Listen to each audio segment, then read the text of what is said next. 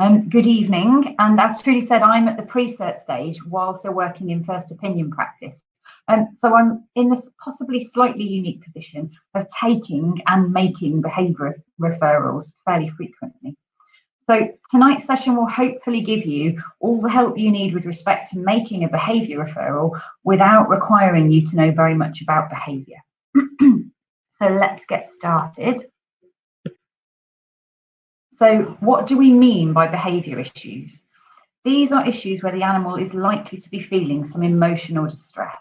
So we're not just talking about training issues like pulling on the lead or jumping up at people, although actually they too can have emotional reasons. But these are the types of cases in the list here, the types of cases require in-depth knowledge to diagnose, manage and treat. So why are these types of cases the vet's problem when we don't get taught how to manage, treat or diagnose them at vet school? Well, firstly, because the MRCVS Code of Conduct says it is. If you look in the Code of Conduct, it says veterinary surgeons must make animal health and welfare their first consideration when attending to animals. So I think it's important that we remind ourselves how animal welfare is measured these days. And it's usually divided into three areas: biological functioning, which is assessing an animal's physical health and productivity, which is definitely what we all get taught at vet school. Then there is feelings-based, examining an animal's emotional or affective state. I don't know if you get taught what any of those affective states are now, but I didn't when I was at vet school. But these include negative emotional states such as fear, anxiety or frustration. And then finally, nature-based, which is measuring an animal's ability to perform their species-typical behaviour. So actually, it is our responsibility as veterinary surgeons to safeguard all three of these areas, and at least two of those involve behaviour issues. The other reason it's our responsibility to see behaviour cases, first off, is because the client says it is. A high percentage of clients in several different studies expected their vet to help in this regard. And the sources they took advice from, if they didn't consult with their vet, were people such as breeders, pet shop assistants, unregistered behaviourists, or the internet. So obviously people who lack the relevant qualifications and experience. So even if you know nothing about behaviour, you as a vet are discerning enough to get them to an accredited professional, even if it's not your area of interest or expertise. Okie doke. So the RCVS and our clients would like us to see behaviour cases first off, and so do behaviourists. But why, if we haven't been taught anything about behaviour? Because it is really important that any physical health problems are either ruled out or diagnosed and treated before a behaviour consult takes place. And that's because physical health problems can impact on animals' behaviour in two different ways. I'm only going to touch on this briefly, as the medical impact on behaviour has been discussed in more detail in a previous webinar, and I wouldn't dare try and repeat lovely Sarah Penton's webinar here. But briefly, medical issues can impact directly in a number of ways. So if we think about pain, so that could be pain at the time of performing the unwanted behaviour that we're seeing the client and the pet for, or it could be anticipation of pain, or the memory of previous pain. All of those can change behaviour for self-protection. Endocrine disease may change the value of certain resources and cause an animal to start guarding them. And obviously neurological disease can make animals perform unusual or unpredictable behaviour.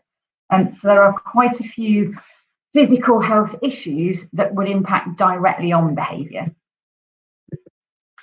There are also indirect issues.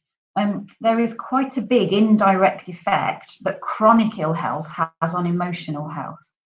So being in constant joint pain, or anxious that someone will approach you and trigger joint pain, not knowing when your next episode of nausea or stomach cramps will occur, being constantly pruritic, especially if you get told off for scratching and have to find somewhere out of sight to do it. All of these things can be really stressful and can add to the trigger for the unwanted behaviour, even if it's not directly related, as it reduces the tolerance for these other stimuli.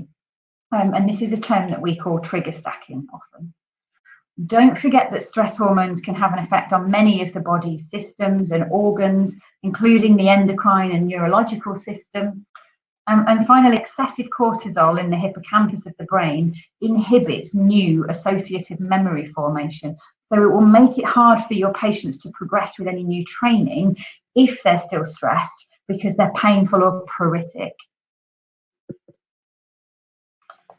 Okie doke. So is it physical or is it emotional or is it both?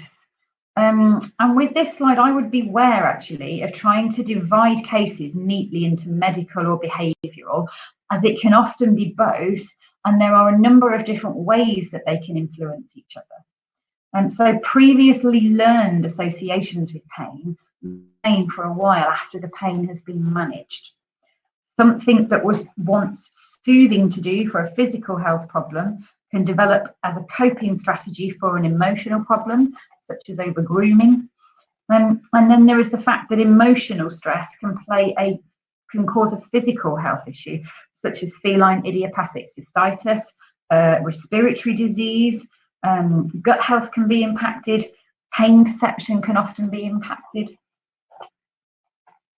So there are lots of different ways, indirectly as well as directly, that these things can influence behaviour. Okie doke. So how can you tell if there is a medical component to the animal's behaviour issue? Well, a lot of the animals you will see may be too reactive or too fearful for a physical exam to be very helpful.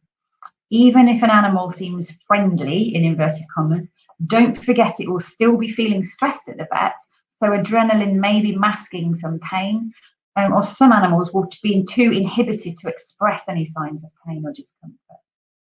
Also, don't forget that not all types of pain are set off by examination.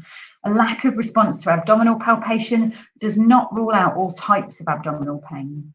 Lack of crying out on hip extension does not mean their hips are fine. So it's just as useful to work from first principles, to be honest.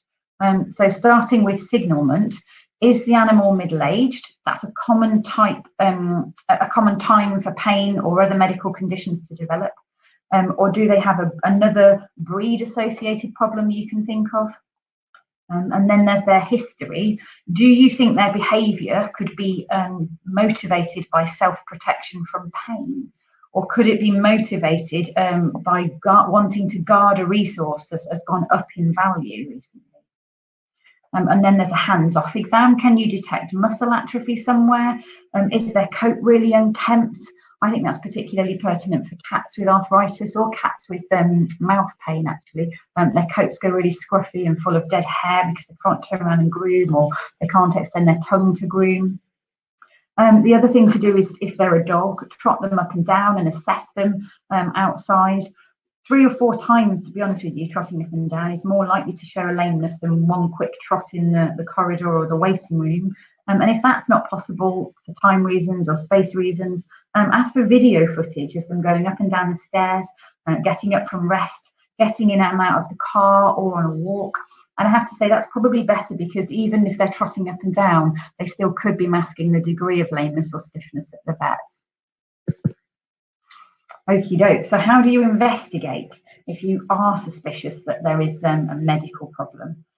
Well, I would say start with routine haematology, biochemistry and urinalysis, because you need to rule out underlying issues with these parameters first, because you don't know until you've ruled out how significant they are.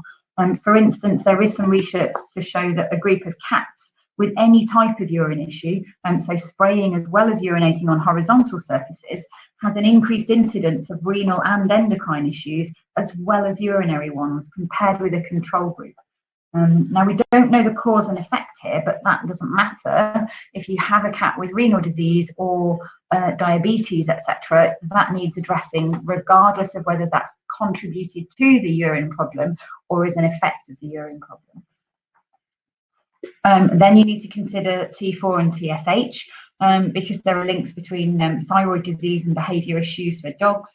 And I would consider folate and B12 plus or minus TLI, as there are links with gut disease and anxiety.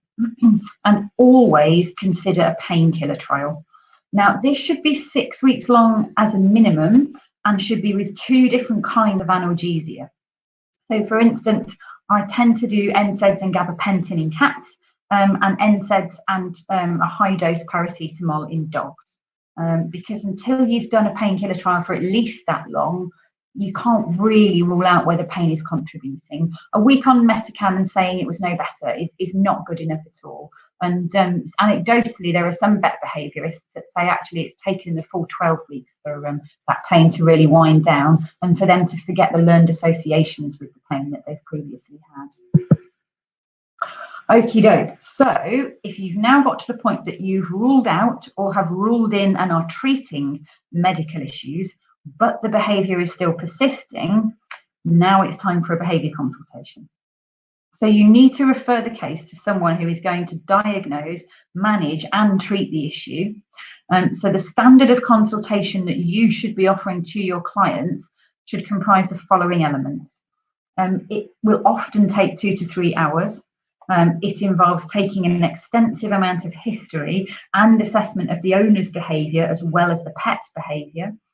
Some of that behaviour may need assessing in different contexts, so with a replica dog present or outside on a walk.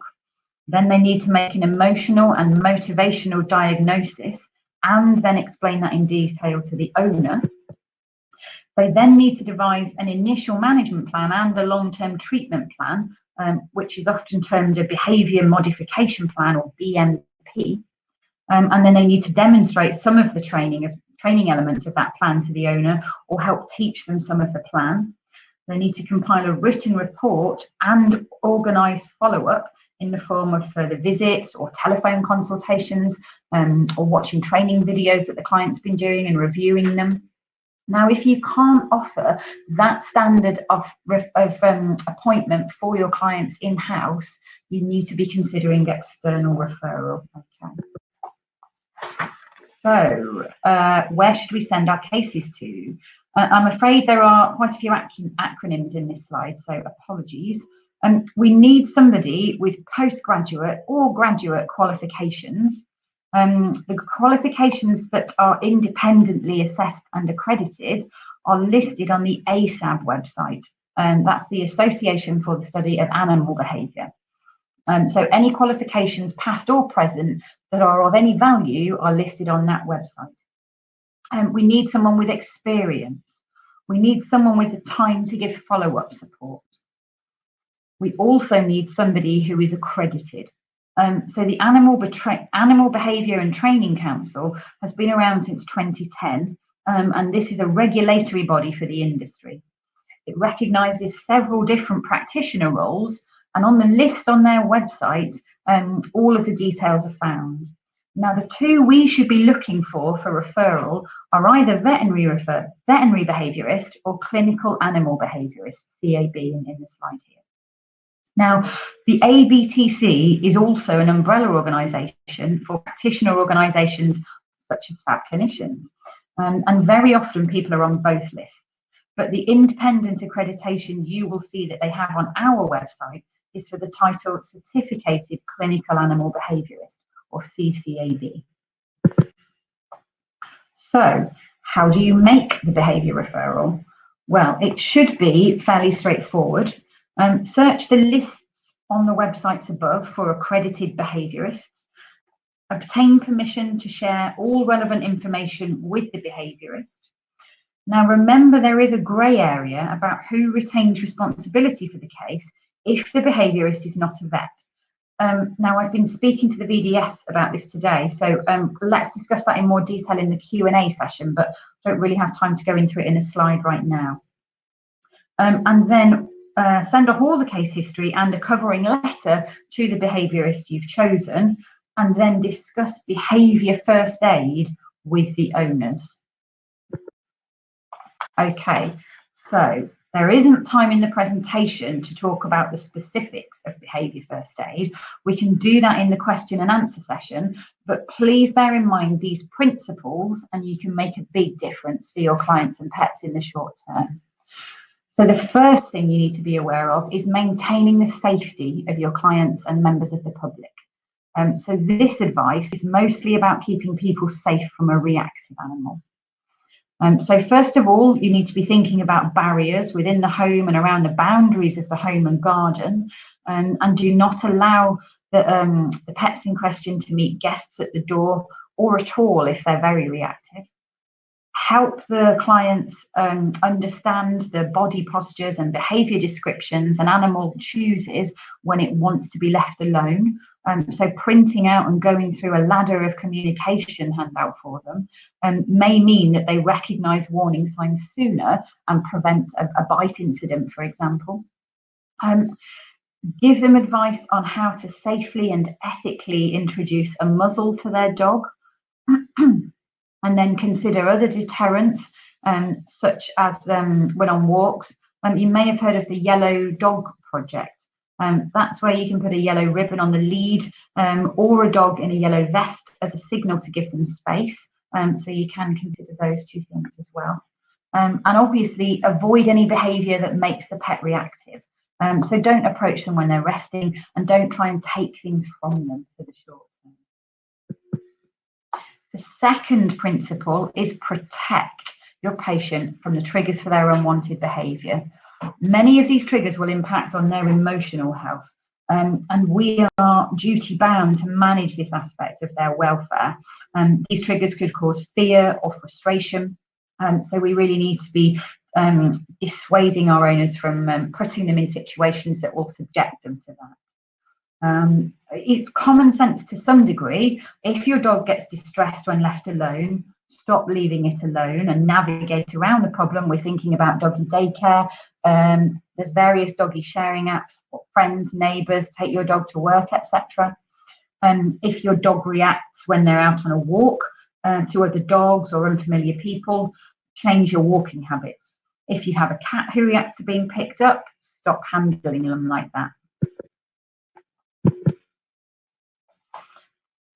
Okie doke. Another really important principle is making a safe space for them, a covered crate, a bed in a wardrobe or a cardboard box on a bookshelf for a cat, but most importantly, leave them undisturbed. Okie doke. The next principle is avoid giving them opportunities to practice the unwanted behaviour. Now, this is similar in practicality to protecting them from the trigger for the unwanted behaviour, but I've put it separately as there are different reasons behind it. So if you keep allowing them to practice the behaviour you're trying to stop them from doing, you could end up punishing or accidentally reinforcing the behaviour, and either of those can exacerbate it. So you're better off avoiding situations like that altogether.